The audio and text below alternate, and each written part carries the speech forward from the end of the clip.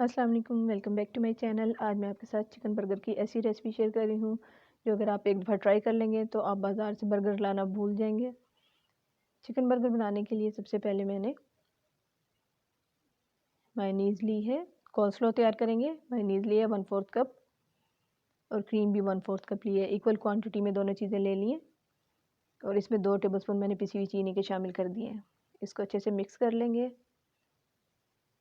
Coleslaw burgers के साथ बहुत अच्छी लगती है। एक गाजर है छोटे साइज़ की, जिसे बारीक मैंने ग्रेट कर लिया है, और कैबेज है 1 कप, इसे भी मैंने बारीक ग्रेट कर लिया है। थोड़ी-थोड़ी करके कैबेज मैं 1 कप शामिल कर दूँगी इसमें, और इन सब चीज़ों को अच्छे से मिक्स कर लेंगे और इसको हम रेफ्रिजरेट कर देंगे। ये देखिए हमारा कोल्स्लो तैयार हो गया। अब नेक्स्ट स्टेप की तरफ चलते हैं।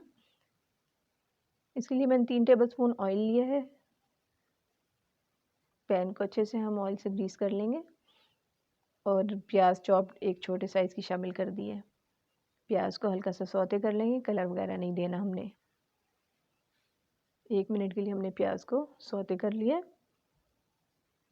अब ये बॉइल्ड और श्रेडेड चिकन है। चिकन बॉईल करते हुए मैंने सीजनिंग नहीं डाली थी, तो ये तकरीबन 1.5 कप है मेरे पास। ये चिकन रेशे किया हुआ है और उबला हुआ है। इसको डाल दिया मैंने। अब स्पाइसेस में हम नमक शामिल करेंगे 3/4 टीस्पून, और 1 टीस्पून इसमें ब्लैक पेपर पाउडर है भर के। सोया सॉस शामिल कर देंगे 3 टेबलस्पून। सब चीज़ों को अच्छे से मिक्स कर लेंगे। क्विक सी रेसिपी है, आसानी से तैयार कर लेंगे आप लोग घर पर, और टेस्ट इसका बहुत ही डिवाइन है। अब इसमें एक चीज़ मैं शामिल कर रही हूँ, ये चिकन स्टॉक है। चिकन बॉईल करते हुए जो स्टॉक हमारे पास थी, उसी में से मैंने थोड़ी सी, आप समझ लें 1/4 कप शामिल कर दिया इसमें। इसको थोड़ा सा मिक्स कर लेंगे। इससे ज़रा ये थोड़ा सा ना जूसी सा हो जाएगा चिकन, हमारा ड्राई नहीं बनेगा। बस अब फ्लेम को ऑफ कर देंगे, हमारी ये फिलिंग तैयार हो गई है। अब बर्गर को असेंबल करते हैं।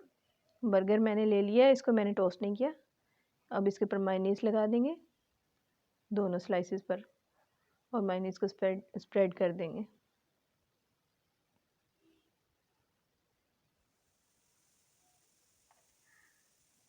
अब इसके ऊपर चिकन की जो हमने फिलिंग तैयार की थी, वो जनरसली हम इसके ऊपर रख देंगे। फिलिंग हमें अच्छे से रखनी है, और दूसरे पीस से हम इसको कवर कर देंगे। अब इसको मैं 30 सेकंड के लिए माइक्रोवेव करूँगी सर्व करने से पहले। साथ मैंने फ्राइज़ और कोल्स्लो सर्व कर दिए।